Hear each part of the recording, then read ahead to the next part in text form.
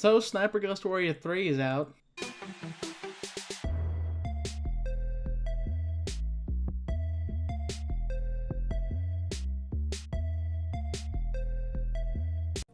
Welcome back to Gaming in the Garage. I am the Chivalrous Toaster here with Dragon Warrior. And before we get into our first impressions of Sniper Ghost Warrior 3, I just thought I would mention this will be the last video we upload this week because we're having some problems with our internet. But that will give us more time to work on the review of the single player to this campaign, and by we, I mean me. Because not both of us can complete this game at the same time. No. But this is how we're going to do the first impressions. It's going to be the good, the bad, and the ugly. And I just have to say, I haven't noticed a lot of ugly. When I'm talking about a game, ugly I consider game-breaking things, or things that, like, I haven't seen any. I've only had to restart this game one time. Everything else has just been a little bit of an annoyance, so I just consider that bad. There's no ugly, at least from what I've noticed in the few hours I've played. But let's just start with the good. Let's get happy and then crush everybody's hopes. Okay. So we'll just kind of go back and forth until we can't think of anything else good to say. It's gonna be a very short list. Just kidding. So I think I'll go first since I've played more. I think the story is good. It's not great. In fact, I would say it's very similar to the Ghost Recon Wildlands campaign. But unlike Ghost Recon Wildlands, you're not sharing it with two AI dummies. So the story's a bit more personal to this one character. It's a bit more involved, and I cared about the characters more in this campaign than I did in Ghost Recon Wildlands. And when I say it's very similar, I mean it's almost the exact same story, sort of, just in Georgia instead of, what was it, Bolivia? Bolivia, I believe. It's not the most original storyline. It's probably not the best thing they could have done, but it's good, and I've enjoyed it enough to play through several story missions in a row and skip doing side content just because I've enjoyed the story a lot. I would say that graphically, so I guess kind of for starters, running it on a medium settings, and it actually still looks pretty good, honestly. Popping's a bit of an issue. A little bit, and textures I've heard just across the board aren't fantastic anyway, but it's actually, like, not that bad. And I imagine if you had it, higher settings, if you had, like, a really nice machine, this game would actually look pretty good. It wouldn't be groundbreaking and, like, whoa, but it still looks pretty good. I've noticed that I've taken pictures of, like, just, like, the backdrops of, like, mountains in this game because it looks really good. I do think this game looks good for what it is. It's green and gray and white. There's the second area you go to is a snow area. So there's not, like, it's not bright and colorful or whatever, but for what it is, for the area and the modern military setting, it looks really good.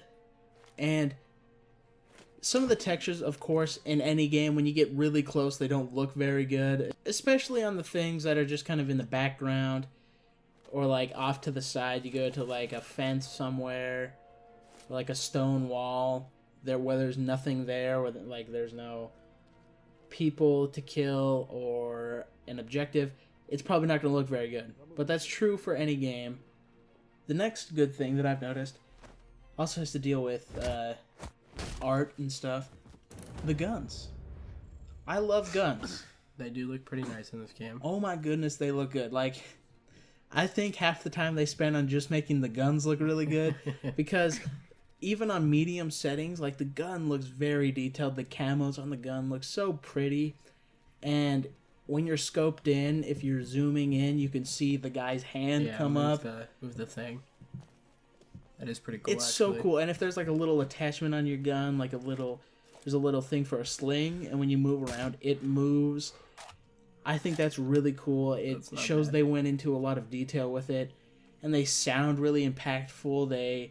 The guns are just amazing in this game. The gunplay, everything about it is fun, especially for, like, a sniping game. They've done a lot of good from where they were in Sniper Ghost Warrior 2. For my final improvement, or I think the good, I would say the bullet cam is definitely a huge improvement from what it was. If you've played Sniper Ghost Warrior 2, the bullet cam was terrible. It would pretty much just show them getting hit in the head and a little blood splatter, but nothing like Sniper Elite. And Sniper Elite's bullet cam is still the superior. But in this one, it'll show, I think, a more realistic version of what would happen. In Sniper Elite, you hit them with any sniper rifle and their head explodes. Or you'll see like all their bones crack or whatever. Or the person will just blow up in a million tiny pieces. Yeah. That last one's an exaggeration. Sniper Elite fans don't just get all salty. It's not Mortal Kombat. No. But they've done a really good job with the bullet cam. Because with the not 50 cal sniper rifles, the bullet will hit them and it'll go out and you can see the hole. And if it hits them in like the eye, you'll see like it gone, like bone. You'll see the eye, and it's gross, but it looks cool. But then you pull out a 50 cal and their head explodes, and that's awesome. Really good on the bullet cam. I don't know if you ever saw the bullet cam in the second game. It was so bad. I think a couple times. And another complaint, though, to get us started in the bad, the bullet cam happens all the time. Yeah, it does happen a lot. Not every shot is shooting Hitler in the ball sack. They don't all look the same. Sometimes a shot is just a guy standing next to a wall I'm killing. Yep. And so I don't really need to see the bullet cam, and a lot of like people that are really into these sniper games will be like, "Oh, dude, not enough bullet cam. I need to see more gore. Bullet cam on every sniper shot." I just don't need it. Yeah. I think, especially in this game where you could be killing like 2 people in quick succession and have to watch 2 bullet cams, and it gets annoying. So I have kind of a story. I cleared out an outpost in the time I was playing. I probably saw at least 3 or 4 bullet cams in just this little small outpost. Yeah, it gets a little tiresome, I think. After a little while, I was just kind of annoyed with it, and so I would try and like kill people with the bow and arrow, which was a lot of fun, or pistols, which are fun, just because I was tired of seeing the bullet cam after every single shot. I would say that a con for me is, I guess it's kind of a minor one, but some of the animations are a little wonky. Climbing up and down was a little wonky. Yeah, this is a little weird. It doesn't seem like there's any fall damage, and what they make it look like is if sliding. There is fall damage if you're not sliding. If you jump off of something, you will die. But if you just if there's like a slight curve, and I mean like a slight, like it's barely there, and you hit it, you won't die. Yeah. Which I like, but it's not realistic. Easier, but yeah, it's not realistic. That was the outpost I cleared. I slid down half of this cliff. I didn't even climb at all. Basically, like I attempted climbing down, looking all stealthy, and then afterwards I just slid down.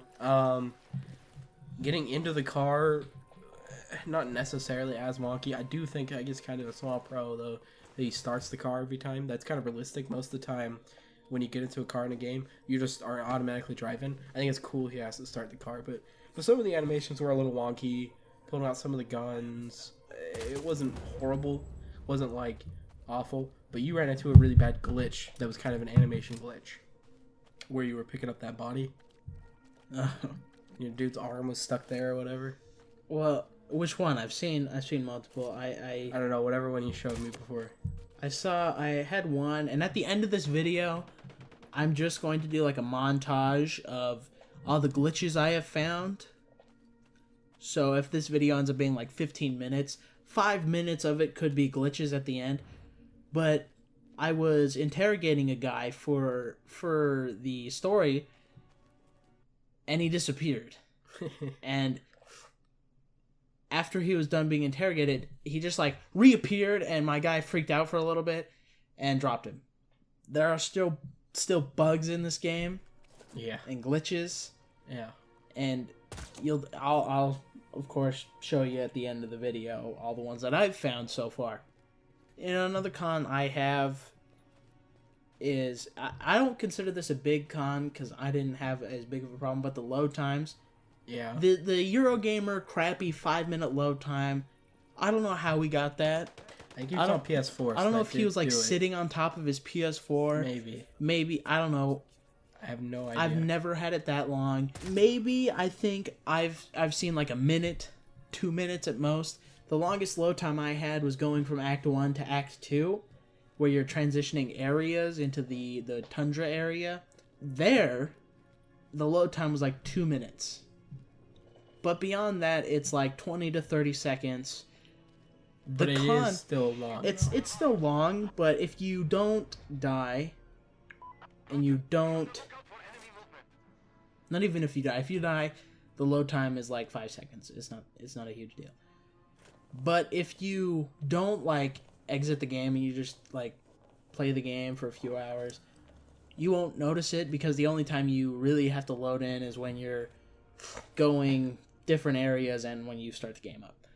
But the con for me in this one, the real big con, is the load music, the menu music, makes me want to punch a baby. It's so annoying. If I recorded any of it... Does it repeat too, where it's not... It doesn't change? It doesn't. It's just one song. I don't know how long it goes, but it plays the whole time. Nice. And every time you load, it's the same song. And sometimes when you turn the radio on in your car, it's that song. And hearing that song makes me so angry because it's just terrible. And it's you know, you're in Georgia, maybe it's like Georgian music. No idea. But I'd rather listen to music from the state Georgia and like country music because it's so awful. It's the worst part of the game. If I was gonna give something an ugly in this game, it would be the load music, the menu music. Makes me want to kill myself. Please patch the music. It's awful. I guess. Target's down. So you're trying to come up with bad. I'm trying to come up with bad. I didn't play for very long. The drone, I guess, was a little hard to control. This is one thing that I found while playing. The drone was really hard to control. The way the camera moved with the drone was really just weird. You were using a controller? Yes. But even with the keyboard, it moves very, like, skiddishly, I would say. I don't know if that's a word, but skittish is a word. Yeah. It won't move right as you spawn it in, and then it'll just like jump forward. That is all, guys. The rest of this video will probably be glitches that I've seen. It could be a lot because I've seen a lot, so enjoy those. I know I didn't.